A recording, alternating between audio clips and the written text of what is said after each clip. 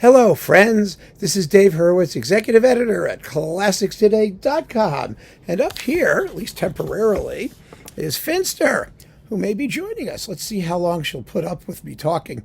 Usually she, gets up and runs away. But thank you for coming. It was really very nice of you. Oh, yeah, she's a good girl. Anyway, I'm here to talk about the best and the worst recordings of Beethoven's Emperor Concerto. You know, initially when I started doing these repertoire talks, I was putting together, I wanted to get through as much repertoire as I could, as quickly as I could. I mean, now there are almost 500 of them, so it's a lot. And so I did things in clumps, because that's how they were getting issued. People were doing Beethoven concerto cycles, and the earlier individual recordings had been boxed up as cycles with every pianist in the universe. So I did them as cycles. Then I did an ideal talk on the ideal Beethoven piano concerto cycle. But now I think we can do them individually, or at least some of them. I don't think 1 and 2 make much sense to do individually, but possibly 3 and definitely 4 and 5. Because that will sort of complete the Beethoven piano concerto repertoire extravaganza. And you're asking all the time for more repertoire videos, and I'm happy to do them. I really am. So here we have the best and the worst Emperor Concerto.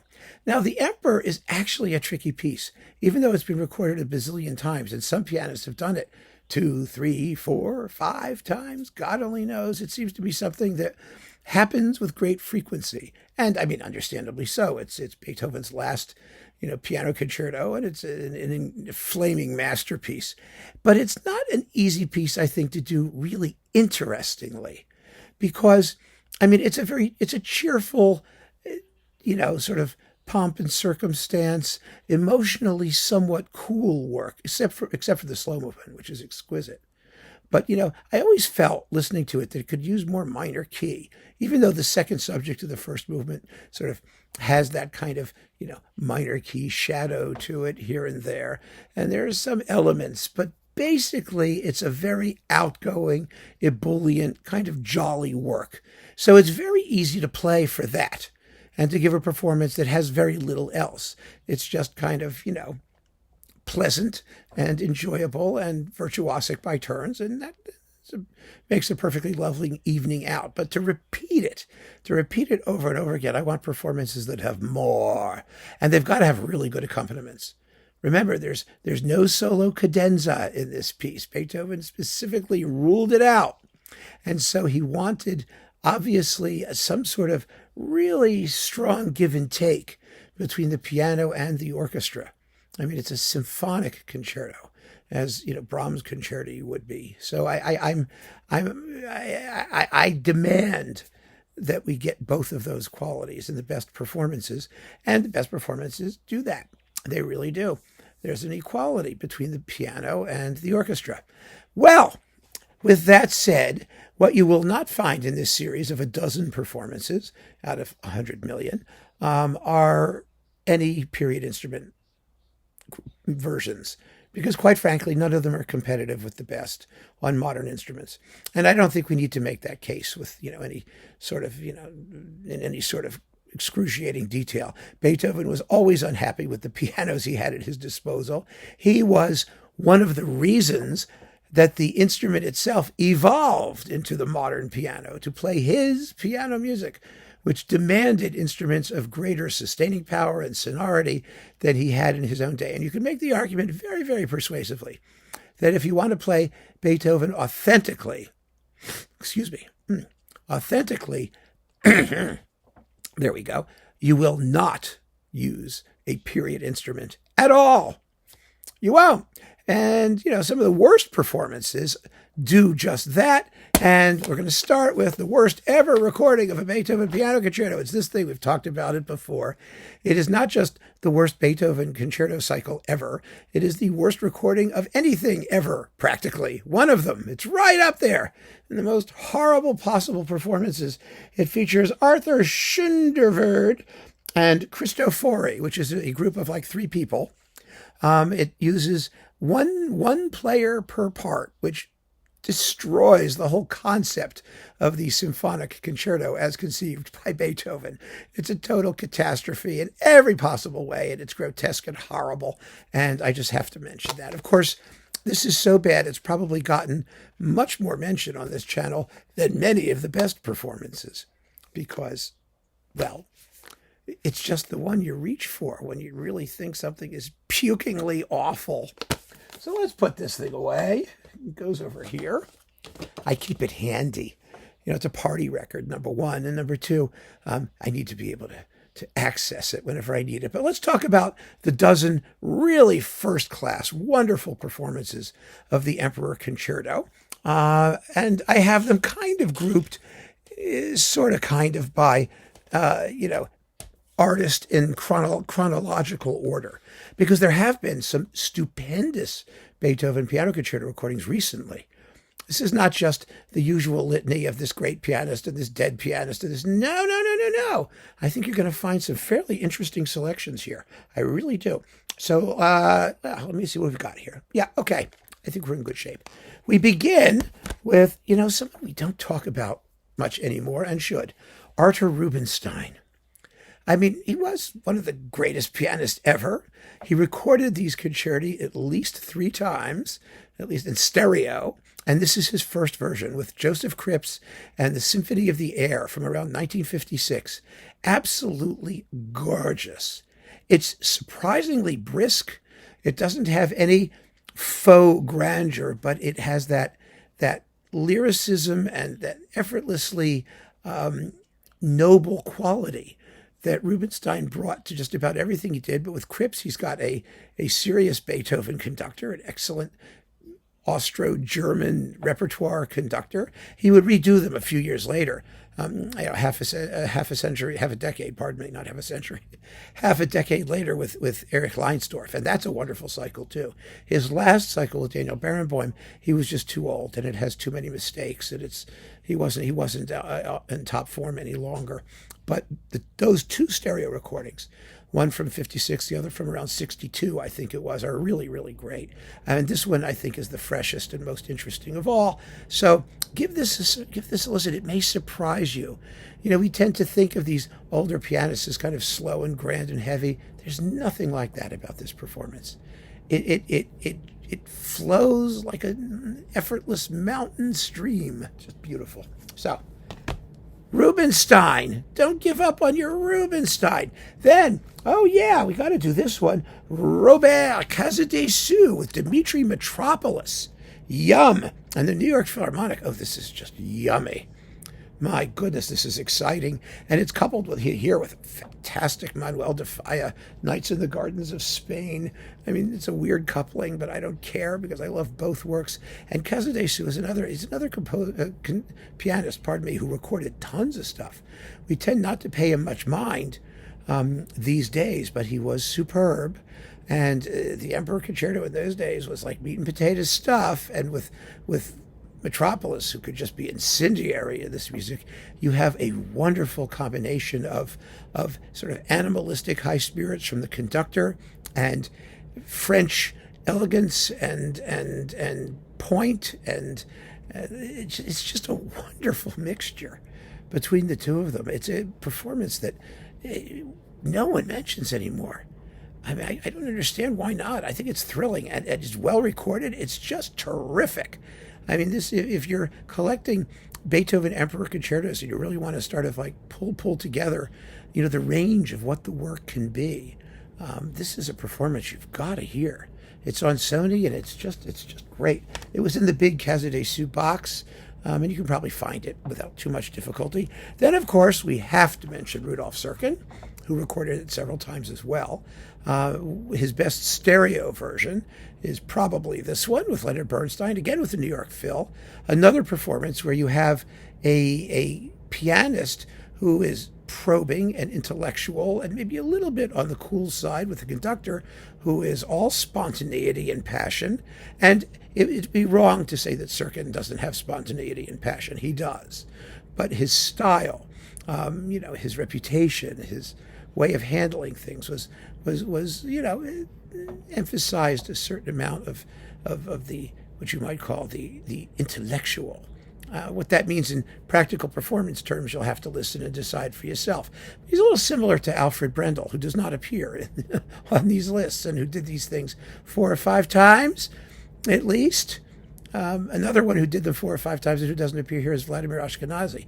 That doesn't mean they didn't make fine recordings, but I am really trying to sort out the best and the most interesting consistently. So, we'll see. You'll tell me if the selection is a good one. Anyway, there you've got Serkin and Bernstein. Terrific. Then the classic Fleisher Szell. I hope I don't have to talk about this at any length. They were an incredible pair. These performances are the reference recordings for Beethoven piano concerto cycles. I would be remiss if I didn't mention them. And really, when you listen to Szell's handling of the accompaniment, you just get a sense of what so many other performances lack, which is an incredibly positive and compelling version of the opening tutti, the opening ritornello. And Fleischer is just on exactly the same page as Szell. I mean, their interplay is beautiful. The handling of the relationship between the piano and the winds, it's really, really beautiful. Absolutely lovely. So, yeah, we have to talk about that because it's one of the great sets ever. Another emperor that was always very highly regarded in its day and which doesn't get too much attention now was this one, Rudolf Firkusny with Steinberg, with William Steinberg in Pittsburgh. Now, Firkusny was a master at the Emperor Concerto. It was one of his signature pieces. And he recorded it twice. There was another one, a later one, with, I think, the Royal Phil under Yuri Siegel, I think, on Decca, which was it's in the Deutsche Grammophon Firkusny box, which is also a very fine emperor. But I think that most people would not want to leave out William Steinberg and the Pittsburgh Symphony, because they were stupendous in the Austro-German repertoire. They did a superb job. And Firkusny is another pianist. He's a bit like Rubinstein in the sense that there's always a feeling of effortless, I say effortless nobility about his playing. He doesn't make points, but the points are there. They make themselves somehow. The music is always flowing. It's always moving. When it turns lyrical, it's meltingly lyrical. The slow movement is gorgeous without ever being static.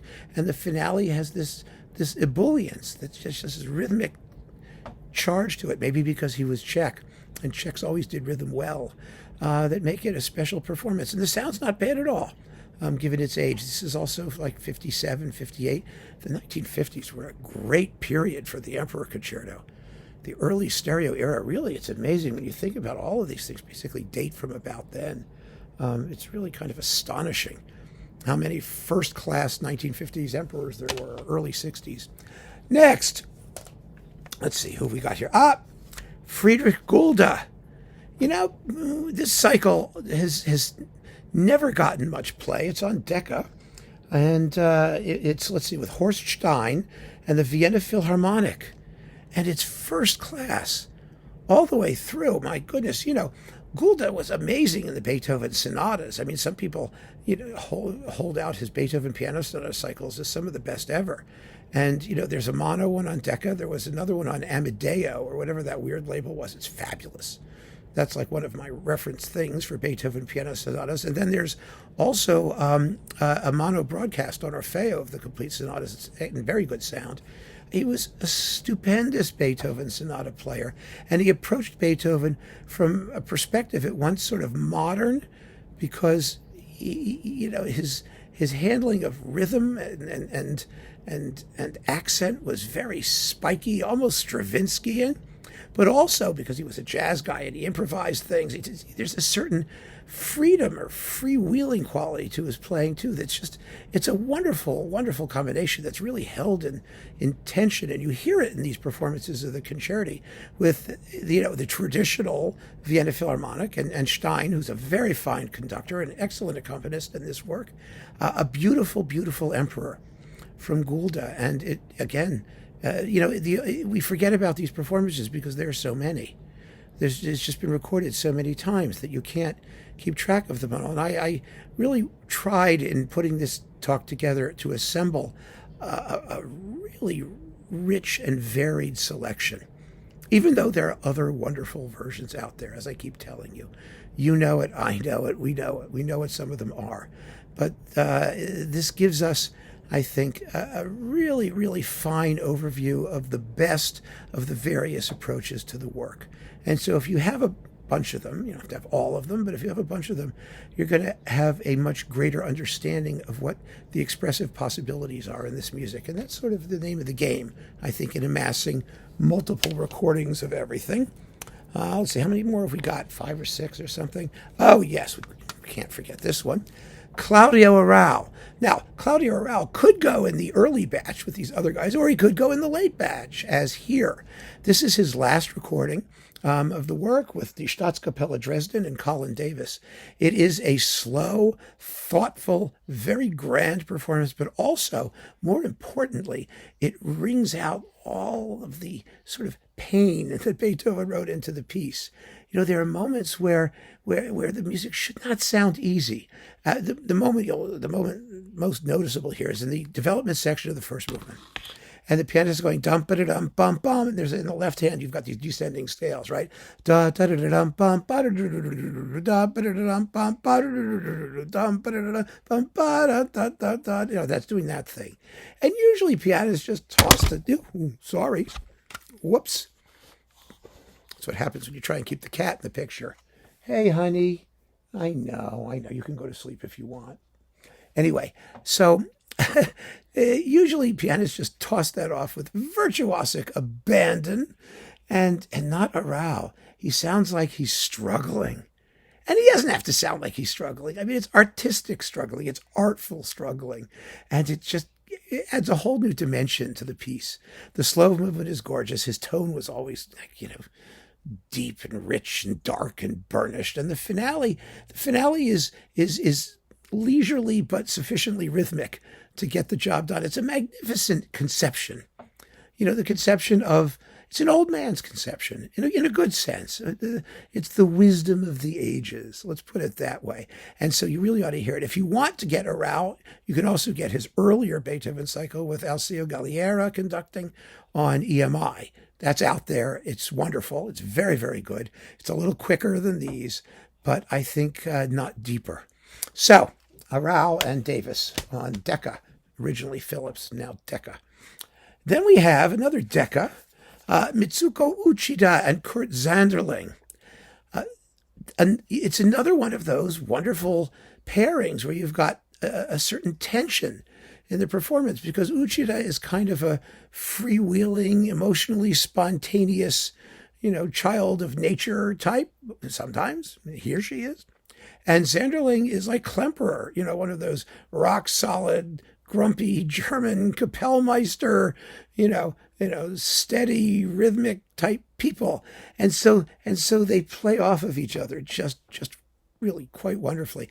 And the Emperor particularly benefits from that, because the orchestral sections are really rather four-square, whereas the solo versions give the soloist room to break the rigidity of the march tempo of the first movement. And so I just love the way that they interact, the two of them here. The orchestra in this case is Bavarian Radio, which certainly plays extremely well. And the recording was originally Phillips. It's now Decca.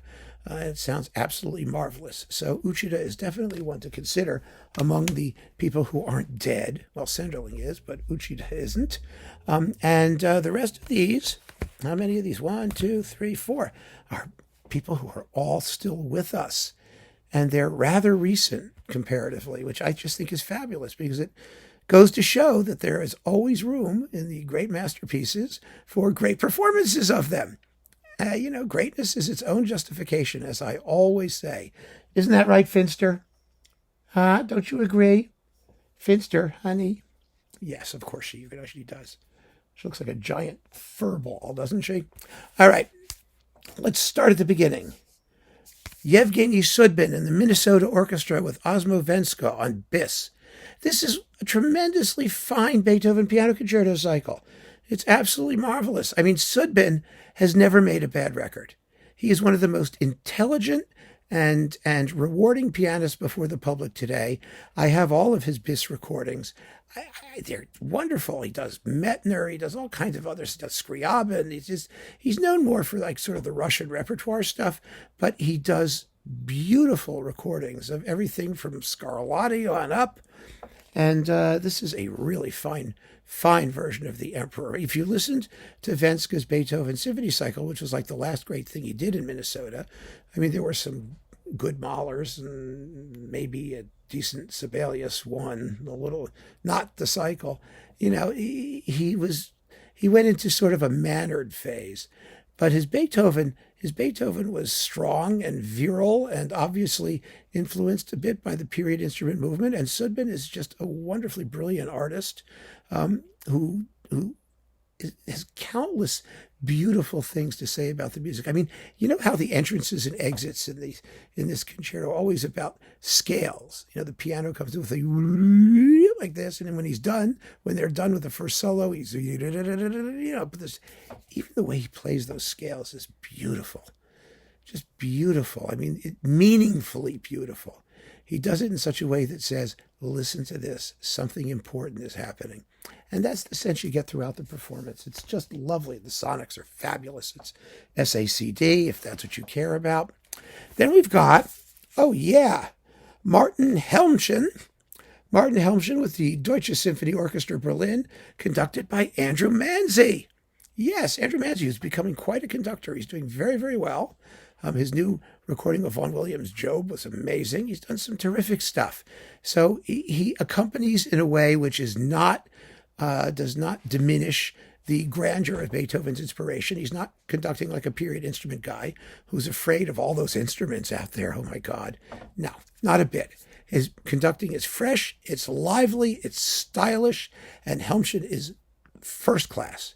Start to finish, from the opening swoop, opening arpeggio gestures and cadenza-like passages right through it. You've got freshness and excitement, and they just don't put a foot wrong anywhere. It makes you listen to the music afresh, which is what we want and what we expect from the best of the modern performances. And I think this is on Alpha. And it's another terrific Beethoven concerto cycle, but it's capped by a first-class version of the Emperor. The slow movement is particularly poetic in this performance. It's really, really beautiful. So that's another recent one. Then we've got one that Jed really liked, and so I rushed out and grabbed it. It's also on BIS, and he was right, and it was such a shock. It was Helmchen with the Philadelphia Orchestra under Natalie Stutzmann. Now, Zhang is one of the best things to come out of the East in quite a long time. He really knows his stuff. He feels the music and he plays it with unfailing virtuosity and taste. And Stutzmann has really become quite a conductor. She's had quite a career. She's a consummate musician. She started life as a bassoonist, I believe. Then she became an alto, an opera singer, and now she's a conductor. So she can do everything, and she understands everything. I mean, the point is, she's been around. My goodness, she has the kind of experience that really promises something special in just about anything she approaches. And so put the two of them together, and again, the Philadelphia Orchestra, wow. I mean, this guy is not only a wonderful pianist, but he's got money behind him. Somebody is bankrolling this stuff, because to do a complete set of Beethoven concerti with the Philadelphia Orchestra is not cheap. And here it is, the whole set. I'm very, very surprised that a major label didn't pick this up. This project must have been, bespoke. I mean, it was one of those things that they did on spec and then, hope to find a label that would do it. At least that's my guess. I don't know the facts. But whatever it was, it turned out fantastically well. Zhang deserves enormous credit for having so much to say in this music that's been played a bazillion times. Again, there is that whiff of period liveliness to the performance, but also Beethoven's revolutionary qualities, the forward-thinking qualities, the things that really require grand gestures from the pianist and a corresponding response from the orchestra. It's all here, and it sounds just marvelous. Another SACD special. So that's great, absolutely great. However, Finster, yoo-hoo, hello. Yes, there you are. Hi, Finster. Yes, we've gotten to the however performance.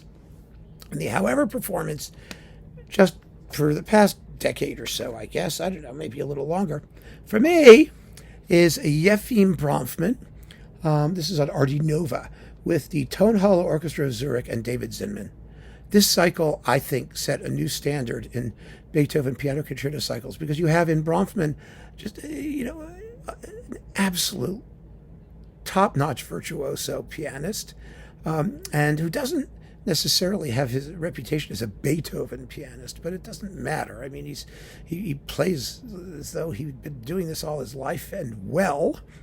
And you have Zinman, who was one of the first modern regular conductors to jump on the period instrument bandwagon with respect to Beethoven cycles.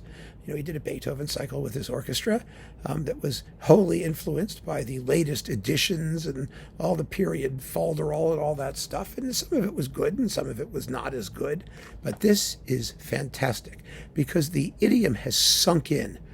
It's sunk into everybody. You've got Zinman and the orchestra playing the music as though it is the most exciting discovery that known to mankind, and you have Bronfman who tears into it with total abandon and a lack of fussiness, but with a natural, powerful, accented, rhythmic. Oh my God, it's just beautiful.